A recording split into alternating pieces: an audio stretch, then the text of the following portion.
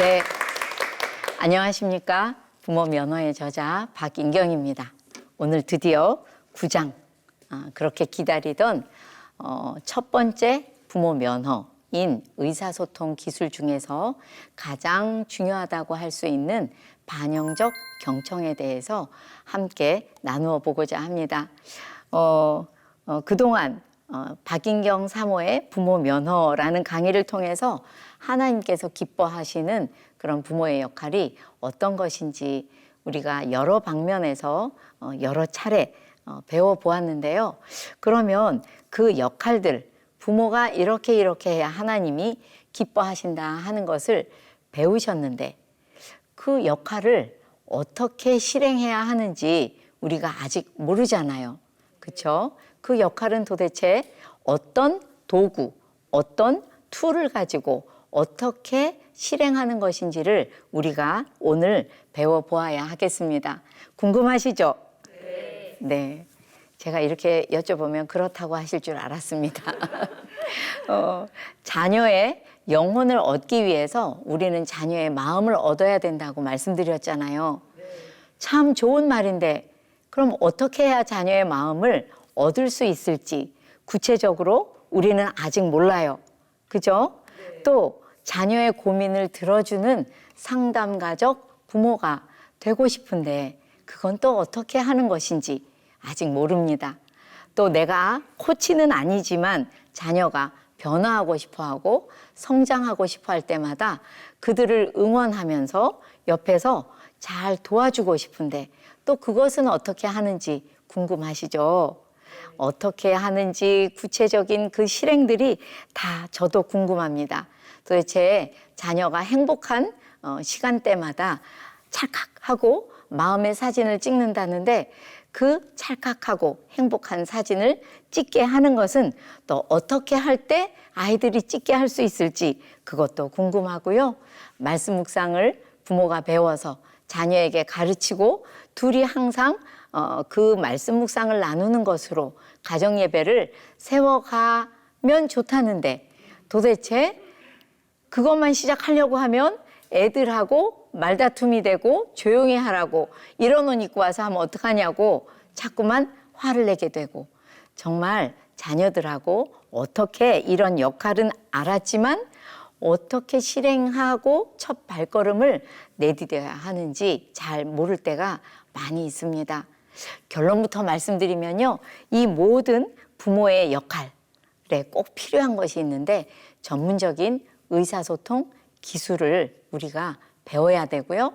한번 배웠더니 내 말이 변하더라. 그런 일은 이 세상에 없어요. 그래서 훈련 받아야 합니다. 익혀야 하는 것이죠.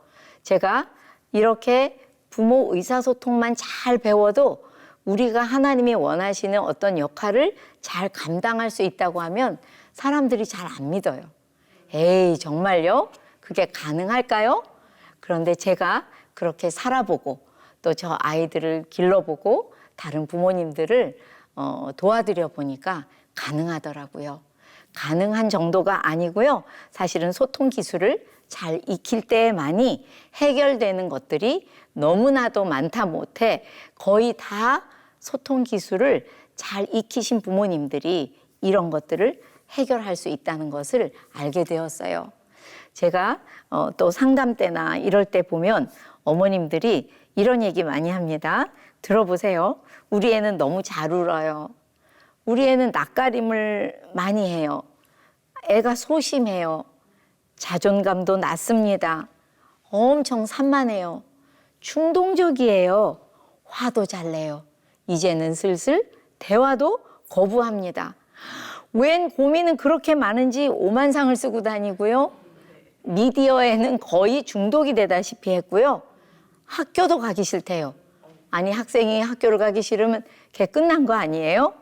또요 코로나로 인해서 집에 식구들이 너무 가득 있어서 제 숨이 막힐 것만 같아요. 그리고 형제 간에 엄청 싸웁니다. 이런 얘기들 여러분도 한두 가지는 다 해당이 되시죠? 네, 정말 이런 얘기를 날마다 듣습니다.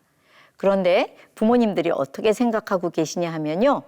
이 하나하나의 사례와 증상마다 그것을 전부 따로 이제 정신의학과 선생님이나 아니면 상담사 선생님, 코치 선생님, 뭐 또 치료사 선생님들을 찾아가서 그거에 맞는 처방을, 도움을 받아야 한다고 생각해요. 그렇게 생각들 많이 하시잖아요. 우리 아이가 어떤 안 좋은 면이 있으면 얘를 데리고 어딘가에 가서 요즘 제일 빨리 많이 하는 게 뭐 그림 치료, 놀이 치료는 기본으로 보내시더라고요. 이렇게 해야 한다고 생각하세요. 그런데 정말 중요한 말씀을 드리려고 합니다. 좀 마음이 아픈 말이기도 해요. 사실은 그동안 우리 부모들이 언제 부모가 말해야 되는지, 언제 부모가 들어야 되는지, 아니면 말할 때는 어떻게 해야 되는지, 들어야 할 때는 어떻게 들어야 하는지를 배워본 적도 없이, 다시 말해서 말하는 법을 면허도 받지 않고 소통 면허도 없이 자녀의 귀에 들려준 수많은 말들이, 또 자녀에게 보여준 부모의 태도들이 자녀의 마음에 차곡차곡 쌓여서 된 것이에요. 아까 말씀드린 많은 것들이요. 애가 너무 소심해요. 애가요, 자존감이 너무 낮아요. 애가 너무 산만하고요. 애가 우울해요. 화 조절을 못해요. 이런 모든 것들이 알고 보면 아주 특별한 그 유전의 몸에 인자가 있는 것이 아닌 다음에는 정말 부모가 그동안 언제 말해야 되는지도 모르고 언제 들어야 되는 때인지도 모르고 말을 할 때는 어떻게 해야 되는지도 한 번도 배운 적 없이 그냥 내 입에서 나오는 대로 내가 어렸을 때 내 부모에게 들었던 말 그대로를 자꾸 해주면서 그 아이에게 그 수많은 말들이 쌓이고 또 부모님들이 가지고 있는 어떤 눈빛, 태도 그런 것들을 자녀에게 보여준 결과 그 아이들에게 차곡차곡 쌓여서 그런 자녀가 되었다고 해도 절대로 과언은 아닙니다. 그러므로 부모는 이제 나 언제 말해야 되는지도 모르고 언제 들어야 되는지도 모르고 말할 때는 어떻게 말해야 되는지도 모르면서 면허 없이 말하던 것을 이제는 잠깐 스탑, 멈추시고 의사소통 기술을 배워야 할 때가 되었다고 저는 생각합니다. 대한민국의 많은 분들이 의사소통 기술을 배우시기를 제가 굉장히 주장하고 다닐 수밖에 없는 것이요. 몇십 년을 부모 교육을 해보았더니 부모가 제일 바뀌고 싶은데 안 바뀌는 것이 말이고 말이 훈련돼서 바뀌기까지는 훈련이 좀 필요하지만 그 훈련을 받은 분들은 정말 많이 바뀌시고 엄마의 말이 바뀌니 자녀는 정말 기다렸다는 듯이 얼마나 어린 자녀건 다 큰 자녀건 변화하는 것을 보고 제가 그 어떤 것보다도 이 의사소통 기술을 부모는 배워야겠다라고 생각하게 되었습니다. 그래서 아까 말씀드린 우리 애는 왜 이렇게 울어요? 우리 애는 왜 이렇게 자신감이 없어요? 등등 수많은 문제를 해결할 수도 있고 적어도 해결하기 위해서는 맨 먼저 배워야 하는 것이 의사소통 기술이다라고 말씀드리고 싶습니다. 꼭 기억하셔서 어떻게 해서든지 내가 의사소통의 면허를 따리라 생각을 하셨으면 좋겠습니다. 우리나라 옛말에 말 한마디에 어떻다고 해요?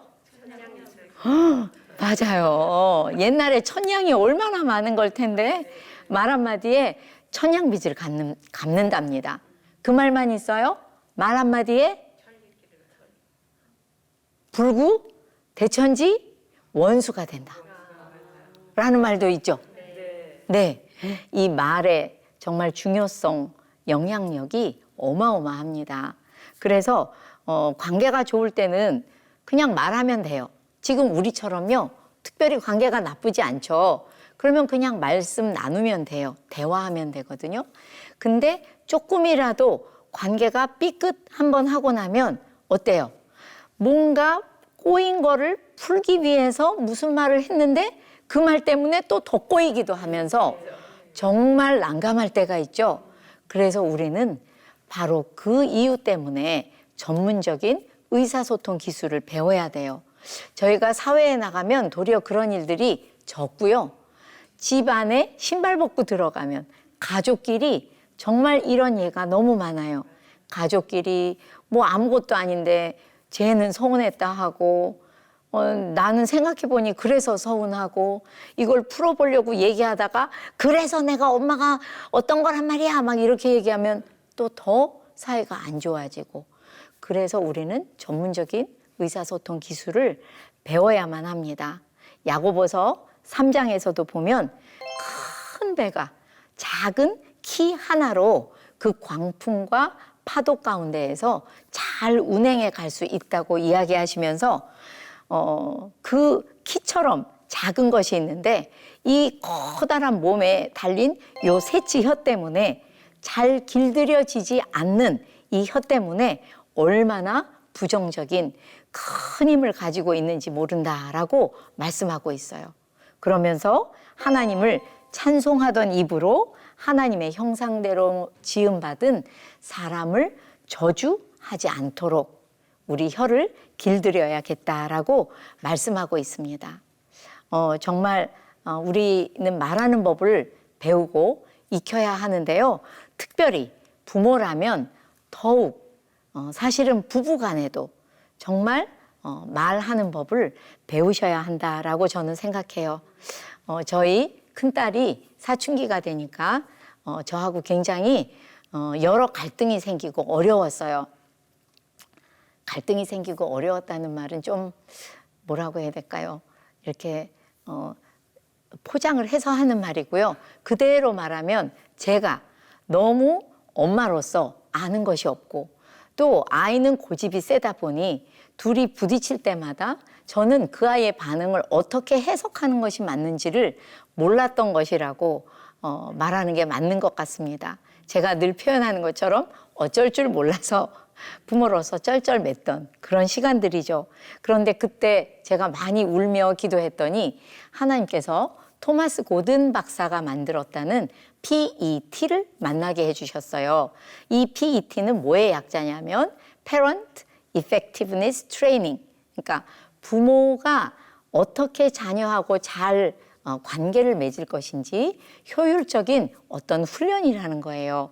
그래서 이 PET를 우리나라에 99년어치 지적 소유권을 한국심리상담연구소에서 사가지고 들어와서 이거를 우리나라에 보급을 하는데 이 PET를 제가 만난 것이 정말 꿈만 같아요. 그냥 신문 간지를 보다가 봤는데 교육학을 배운 제 눈에 이런 이론도 있어? 라는 생각이 들면서 꼭 배워보고 싶었어요. 근데 배우다 보니까 정말 자녀와의 관계가 너무 좋아지고요.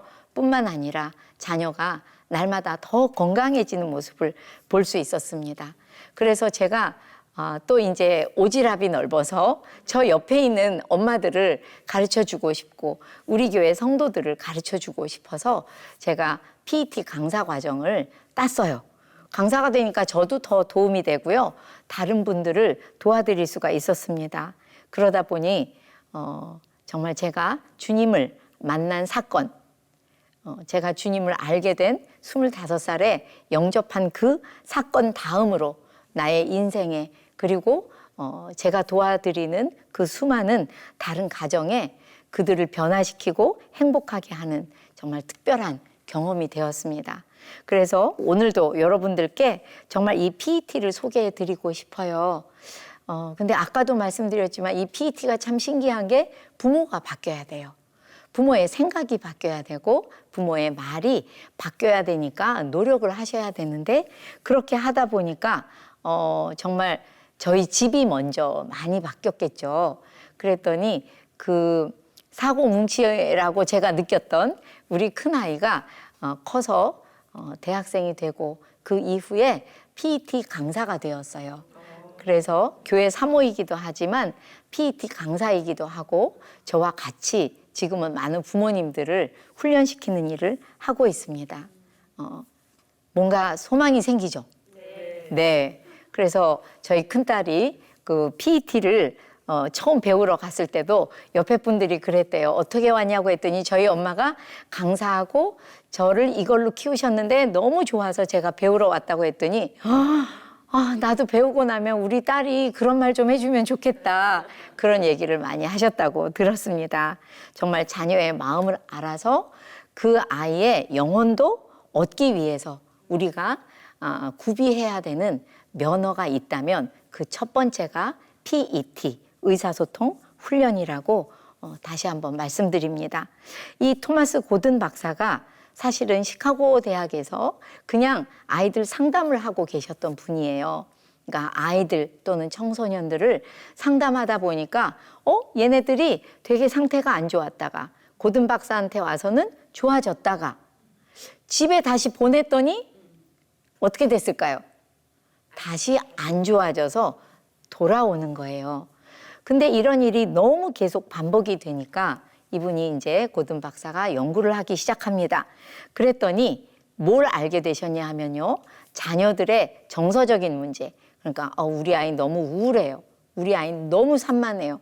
우리 아이는 왜 이렇게 화를 조절을 못할까요? 이런 등등의 정서적인 문제는 우리 생각에 병원에도 보내고 치료센터도 보내야 될 것 같지만 그런 정신의학적으로 다룰 것이 아니고 부모 자녀 간의 관계가 문제가 생겨서 그 관계에서 생긴 것이라고 결정을 내리셨어요. 그래서 이거는 왜 이런가 보니까 자녀를 한참 키울 때 부모들은 굉장히 힘이 많대요. 그렇겠죠? 우리가 힘이 있어야 자녀를 키울 수 있으니까 하나님께서 뭐 육신의 힘도 주셨지만 무엇보다도 우리한테 권위를 주시고 힘을 주셨잖아요. 그러니까 아이들을 하나님의 뜻대로 잘 키우라고 주신 힘인데 이 힘을 잘 못 사용하고 있다는 것을 고든 박사가 보았다는 거예요. 일단 말하는 것부터 관계 맺는 것부터 굉장히 부모가 힘을 잘못 사용하고 있더라 하는 것을 알게 되신 거죠. 그래서 자녀는 내비두고 힘을 가진 부모를 교육해야겠다라고 생각하고 소통 기술을 만든 것이 바로 PET입니다. 그래서 이 PET가 1962년도부터 시작을 했는데 60년도, 70년도에 그 넓은 미국 대륙을 뒤집어 놓았어요. 그래서 오죽하면 뉴욕타임즈에서 PET가 거국적인 운동이다라고 기사화할 정도로 이렇게 PET가 굉장히 여러 가지 의사소통 기술 중에서도 굉장히 뛰어난 기술이라고 말씀드리고 싶습니다. 저도 코치 공부를 할 때 제 친구들하고 같이 이런저런 그 소통 기술을 배워봤어요. 그런데 옆에서 배운 친구들이 하는 말이 야 이거 맨날 배우는데 우리가 이 말을 쓸 수가 없다. 근데 저는 PET 강사였거든요. 그때도. 근데 쓸 수 없는 의사소통 기술이 무슨 소용이 있겠어요. 그런데 PET는 그렇지 않습니다. 배우시고 익히려는 마음만 있으시면 얼마든지 변화되고 잘 말을 할 수가 있으세요. 제가 요즘 우리 어머님들 뵈면 대한민국의 어머님들이 아까도 말씀드린 것처럼 애가 조금만 이상하면 치료센터 보내줘, 정신과 보내줘, 뭐 코치 협회로 보내줘, 상담사들 막 만나달라고 하시죠. 그렇게 많이 정신의학적 접근을 하세요. 그런데 자녀와 관계를 조금은 점검해 보셔야 된다는 거죠. 물론 병원에도 보내지 말고요. 치료센터도 보내지 마세요. 이런 말씀은 아니에요. 그러나 그런 곳에 보내더라도 얘하고 나의 사이가 어떤가, 어떤 문제가 없는가, 그걸 나 혼자 생각하지 마시고 자녀한테 엄마하고 관계에서 많이 힘들고 행복하게 안 느껴지는 점이 있다면 어떤 것인지 한번 물어보시면서 관계를 점검해 보셔야 한다고 생각합니다. 그러면 이제 PET에서 가장 중요한 개념부터 배워보기로 하겠어요. 제일 중요한 개념 중에 문제 소유라는 게 있습니다. 문제 소유는 뭐냐 하면요.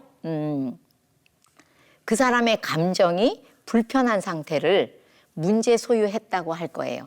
그러니까 예를 들면 이런 겁니다. 아이가 집에 들어왔어요. 근데 갑자기 문을 쾅 열고 들어오더니 쾅쾅쾅 걸으면서 입은 이만큼 나왔어요. 그러더니 자기 방에 가서 가방을 그냥 팡 하고 던지다시피 했어요. 그러면 걔 감정이 힘든 거예요? 괜찮은 거예요? 힘든 거죠? 그것을 문제 소유했다. 그 아이가 문제 소유했다라고 할 거예요. 그래서 문제 소유 가리기라는 개념이 있는데 그건 뭐냐면 내가 항상 말하는, 부모로서 말하는 자녀와 나중에 둘 중에 누가 더 지금 감정이 힘드냐 하는 것을 가려내는 것을 문제 소유 가리기라고 할 거예요. 그러니까 여러분 생각해 보세요. 지금 자녀가 문 쾅 열고 막 식은덕 벌떡 하면서 방으로 들어갔어요. 그러면 문제 소유했죠? 누가 한 거예요? 아이가 한 거죠. 지금 여기 보시면요. 위에 쪽이 이 문제 소유 가리기를 해보니 자녀가 힘든 그런 영역이에요. 자녀가 감정이 또는 마음이 힘들 때는 부모는 그 옆에 있죠. 뭐 할 차례예요? 들을 차례래요. 그리고 그 맨 밑에를 보시면 부모가 마음이 힘들 때도 많이 있겠죠? 부모가 문제 소유했을 때는 부모가 말할 차례래요. 요거는 우선 기억하셔야지 돼요. 자녀의 마음이 힘들 때는 부모는 뭐 할 차례? 들을 차례. 그런데 부모가 힘들 때는 말할 차례. 네. 그런데 가운데 문제 없는 영역이 있죠. 문제 없는 영역은 어떤 거냐 하면요. 오늘은 제 기분이 괜찮네? 아니면 나도 괜찮네? 너도 나도 기분이 괜찮을 때 문제 없는 영역이라고 해요. 근데 많은 부모님들이 어이구 오늘 웬일이야 제 기분 괜찮아 나도 괜찮은데 이럴 땐 쟤하고 좀 오랜만에 좀 떨어져 있으면서 친구라도 좀 만나고 오자 막 이렇게 생각하시거든요. 막 여기서 막 끄덕거리셨어요. 그런데 이 시간을 우습게 여기시면 안 돼요. 아주 금쪽 같은 시간입니다. 저 문제 없는 영역일 때 아이와 함께 늘 말씀드리는 1대1 데이트도 하시고 또 즐거운 대화를 저때 저축을 해놓으시면 갑자기 문제 없는 영역이 위아래로 쭉 넓어지면서 굉장히 부모 자녀 간의 관계가 수월해지고 좋아지는 모습을 볼 수가 있어요. 굉장히 부모가 힘들 때나 자녀가 힘들 때 의사소통 기술을 써서 좋아지는 것보다 훨씬 쉬워요.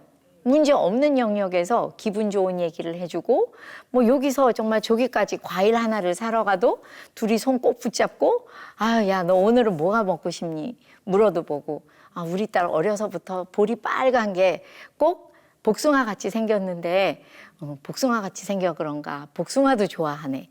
이러면서 좋은 대화, 즐거운 대화를 축적해 놓는 것이 필요한 게 바로 문제 없는 영역이라는 거예요.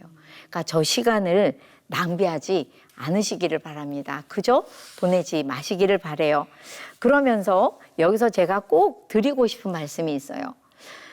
자녀가 문제 소유했을 때가 문제가 되는데요. 우리나라 부모님들은 이상하게 자녀가 힘들 때 부모도 같이 힘들어해요. 안 그러시는 분 계세요? 안 계시죠? 이거 이제 토마스 고든 본부에서 저희 아마 대한민국이 유난히 그런가 봅니다. 되게 한번 지적을 받았어요. 뭐냐 하면요. 아이가 뭐 시험을 잘 못 봐왔다든지 아니면 누구한테 막 맞고 들어왔어요. 그러면 아이가 문제 소유한 거 맞죠? 아이 감정이 힘들겠죠? 근데 그걸 본 순간 어때요? 화가 나고 막 그때부터 엄마나 아버지가 얘기하기 시작하시죠? 애보다 엄마 아버지가 더 힘들어하세요. 그래서 내가 저번에 너 태권도 배우라 그랬더니 네가 안 배웠잖아. 왜 맞고 다녀? 바보처럼부터 시작을 해서 정말 아이가 힘들어서 들어왔으니까 내가 걔 말을 들어주고 뭔가 도와주는 위치에 있어야 함에도 불구하고 도와줄 수가 없어요. 왜? 도와주기는커녕 더 힘들게 만들죠. 붙잡고 뭐 내가 더 힘들어하니 아이가 왜 안 힘들겠어요. 그래서 우리는 동시에 문제 소유하지 않도록 노력하셔야 돼요. 예. 많은 부모님이나 또는 PT 강사 중에서도 몇 분들이 자꾸만 동시에 문제 소유하는 걸 뭘 어떡하냐 이렇게 얘기하시는데 바람직하지 않은 거예요. 자녀가 힘들어서 들어왔으면 아, 얘가 힘든 차례구나. 나는 들을 차례구나. 라고 생각을 하셔야 되는데 그때 듣기는커녕 내 말을 더 많이 하는 거요. 상처되는 말을. 걔가 아무 일이 없을 때 해도 상처가 될 만한 말을 걔가 힘들 때 막 쏟아부으니 정말 아이가 힘들 때 부모가 동시에 문제 소유하는 것은 정말 그러지 않도록 노력하셔야 되고 만약에 오늘은 아무리 노력을 해도요 정말 선생님 안 돼요. 오늘은 정말 제가 힘든 모습을 보고 저도 너무 힘들어요. 그럴 때는 어떻게 해요? 하신다면 그때는 조금 그 아이와 떨어지세요.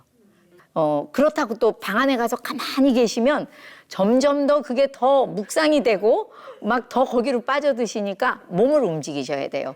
어디 가서 뛰고 오시든 빠르게 걷고 오시든 뭐 장을 보고 오시든 하셔서 몸을 움직이면서 아이하고 떨어져 있다 보면 아이고 걔도 힘들었겠네 라는 게 떠오르죠. 그러면서 걔 말을 들을 차례에 내가 있다는 것을 다시 한번 생각하실 수 있을 거예요. 그래서 동시에 문제 소유하는 것, 아이가 힘들 때 좋다고요? 아니라고요? 네, 정말 아닙니다. 그거는 자꾸 훈련하셔야 돼요. 안 그러려고.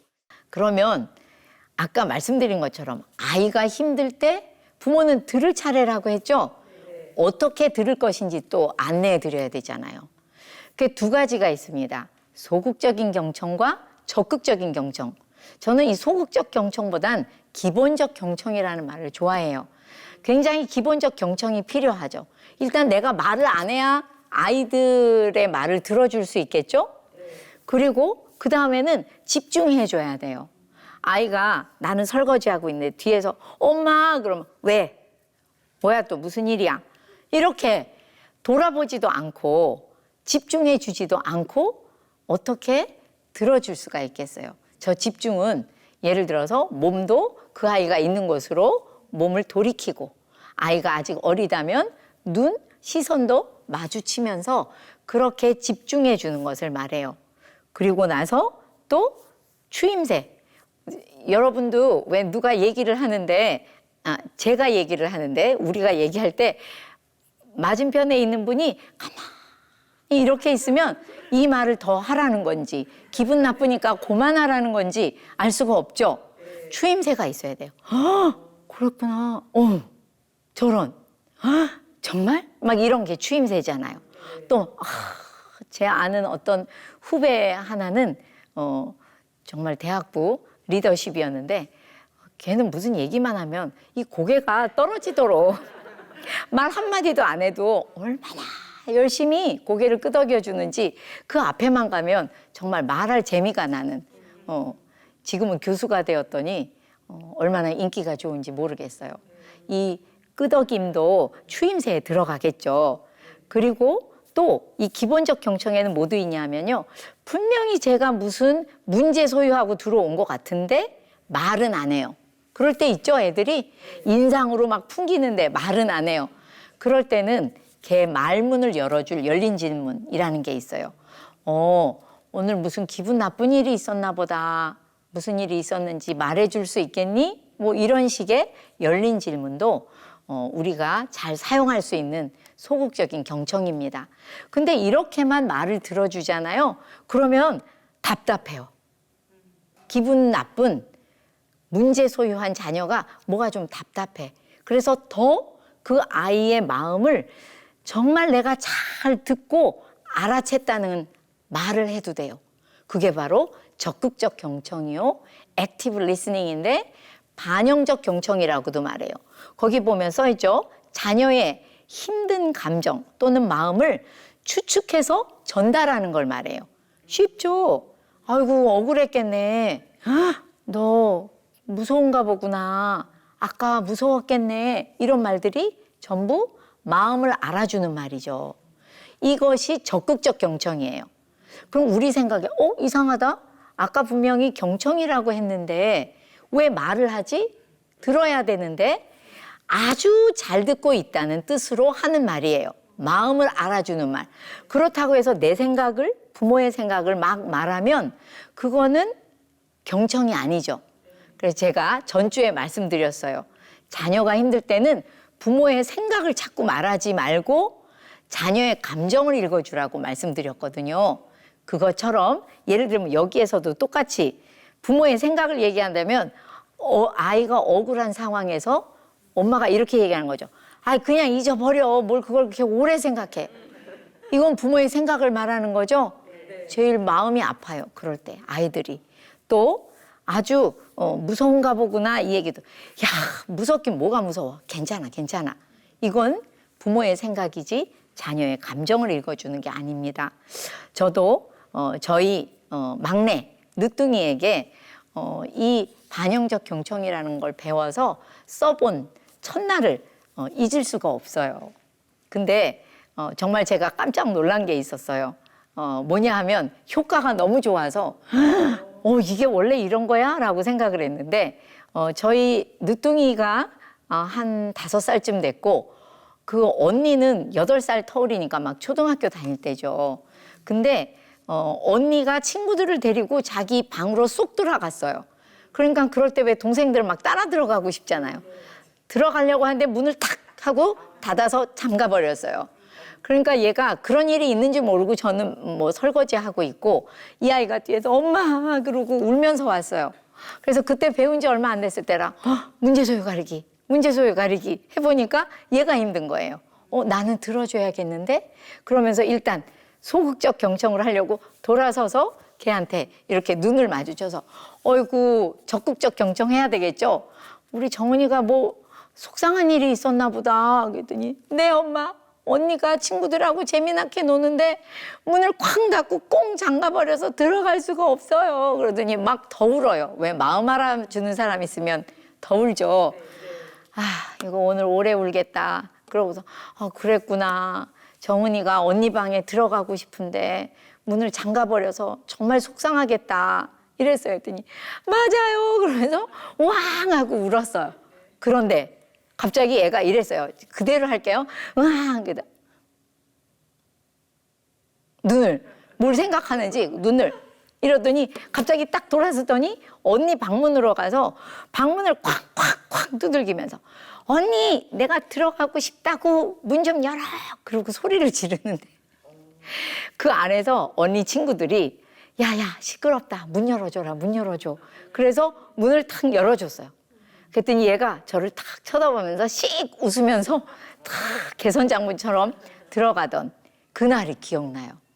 근데 제가 왜 이런 일이 일어날 수가 있을까? 어떻게 일어난 걸까? 궁금했었거든요. 바로 오늘 안내해드리는 반영적 경청은 이렇게 일어나는 겁니다. 보통 때는 감정이 제자리에 있죠. 이성도 제자리에 있어요. 그런데 감정이 불편하고 문제 소유를 하면 갑자기 감정이 홍수 상태가 돼요. 막 울기도 하고 정말 이성이 없는 사람처럼 어른도 행동할 때가 있잖아요. 아이가 막 울은 바로 그때죠. 근데 누군가가 그 아이의 마음을 알아주고 감정을 읽어주면 한 번 읽어줄 때마다 얘 마음이 감정이 잘 가라앉으면서 저번에도 말씀드렸지만 이성의 공간이 다시 생겨요.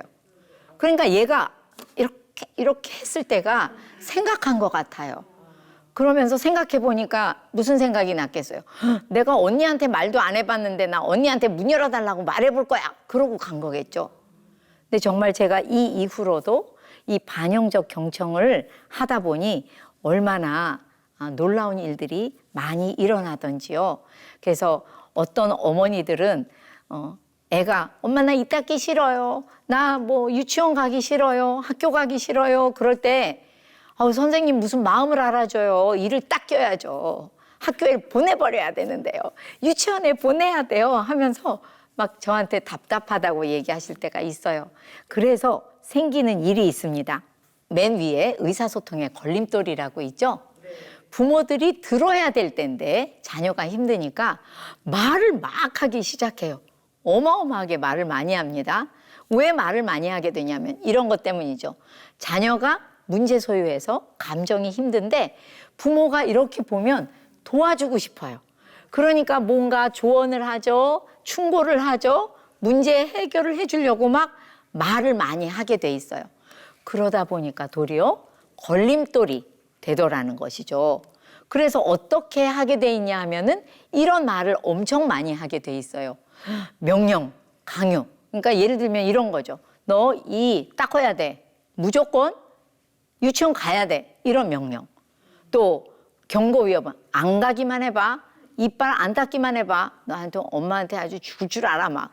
이런 경고 위협도 우리는 서슴지 않아요. 뭐 이따만한 시커먼 벌레가 생긴다는 둥 막 너무나도 그 아이가 들었을 때는 어른이 들으면 웃기지만 애가 들으면 너무 무서운 저 경고 위험도 많고요. 또 훈계 설교. 이거는 조곤조곤 말하는 것 같지만 길게 말해서 평소 같으면 또 그래도 좀 들어주는데 자녀가 지금 문제 소유했을 때 얘기하고 있잖아요. 너무 힘들어 죽겠는데 이런 얘기들을 들으면 안 그래도 확 넘어졌죠? 내가 어려운 일이 생겨서 근데 엄마 말을 듣고 두 번째 더 넘어져서 이게 의사소통의 걸림돌이 된다고 표현하는 거예요. 그래서 뭐 네 번째는 충고. 그냥 엄마가 해줄게. 이렇게 한번 해봐. 맨날 충고해서 우리나라 아이들의 뇌가 너무 쉬고 있어요. 너무 충고해주고 엄마가 다 가르쳐주죠. 이 아파서 얼마나 할머니가 치아 때문에 고생하시니 너도 그렇게 고생을 해볼 거야? 이러면서 논리적으로 막 얘기하기 시작해요. 비판, 비난도 많이 하죠. 아니 이도 못 닦는 애가 그 나이가 돼서 어디 그런 애가 어디 있겠냐고 비난하기도 했다가 칭찬은 이런 때 어울리지도 않는데 갑자기 그냥 애가 걸어다니기만 해도 왜 이 닦으려고 엄마 옆에 왔어요? 막 이런 얘기하면서 말도 안 되는 칭찬 엄청 하죠. 또 욕설 이거는 정말 자녀가 문제 소유 안 했을 때도 하시면 안 되는 거죠. 그죠? 아이고 이 바보야 뭐 이 천치야 뭐 이런 식으로 이도 못 닦아? 막 이런 식으로 분석 진단은 약간 네가 왜 이렇게 됐냐 하면 이러면서 얘기하는 거예요. 근데 이 분석 진단을 자꾸 받은 애들은요 정말 날마다 엄마한테 옷을 발가벗겨가지고 정말 다 내 모든 모습을 보여주는 것 같은 힘든 상황이 되죠. 동정, 위로 이런 건 또 어떤 게 있을까요? 동정 위로는 아이고 우리 애기 이 잘 닦으면 괜찮아질 거야 안 아플 거야 이러면서 하는데 그게 왜 나쁜 말이에요? 라고 물으시는 분들이 있기는 있어요. 그런데 생각해 보세요. 내 마음을 알아주는 것보다는 좋은 말이 아니에요. 엄마가 말할 차례가 아니고 아빠가 말할 차례가 아니라 그냥 내 마음을 알아주는 말을 듣고 싶은 바로 그때거든요. 그러니까 아이고 괜찮을 거야. 왜 우리도 나 한참 힘든데 괜찮을 거야 하고 동정하고 위로하면 아이고 내 사정도 모르면서 이런 생각 드시죠? 저게 다 걸림돌이래요 글쎄. 자 캐묻기 신문. 왜 그래? 뭐 칫솔이 마음에 안 들어? 치약이 마음에 안 들어? 막 이렇게 캐묻는 게 힘들 때는 너무 물으면 힘들어요. 화제 바꾸고 야 그 얘기 그만해. 아까 무슨 얘기했었지? 뭐 이런 식으로 빈정거리고 후퇴하는 것도 걸림돌이랍니다. 반대 거부는 그만해 저리 가 그럼 이 안 닦을 거면 저리 가 막 이런 식의 거부. 또 비교는 야 언니는 잘만 닦던데 이런 게 비교겠죠. 사실은 우리는 이런 말을 너무 많이 해요. 언제? 자녀가 문제 소유해서 힘들어할 때는 하시면 걸림돌이 된다는 거예요. 제가 정말 많은 부모님들이 이런 말을 너무 많이 해서 자녀에게 어떤 영향을 미쳤는지를 부모 면허 책 209쪽에 써놨습니다. 한번 읽어보시고 정말 우리 애하고 똥 맞아, 똑같아 싶으면 내 말을 바꾸시면 되겠어요. 우리는 문제를 해결해 주려고 하다 보니까 이렇게 말하게 되어 있거든요. 그런데 문제 해결하지 마시고 좋은 관계를 유지하기 위해서 그 아이들의 마음을 알아주는 그런 부모가 되어야 하겠습니다. 그러다 보면 자녀들은 정말 신기하게도 와, 내 마음을 알아주니까 내 마음에 힘이 생기는 것 같아. 내가 굉장히 이상한 아이가 아니고 건강하고 좋은 아이처럼 느껴져 하면서 자존감 충만한 아이로 잘 자라게 될 것입니다. 그래야 또 그 마음에 하나님과 하나님의 복음도 심을 수 있을 것입니다. 오늘도 너무 수고하셨고요. 다음 주에 연이어서 부모가 말하는 건 어떻게 해야 되는지 말씀드리도록 하겠습니다. 너무 수고 많으셨습니다. 감사합니다.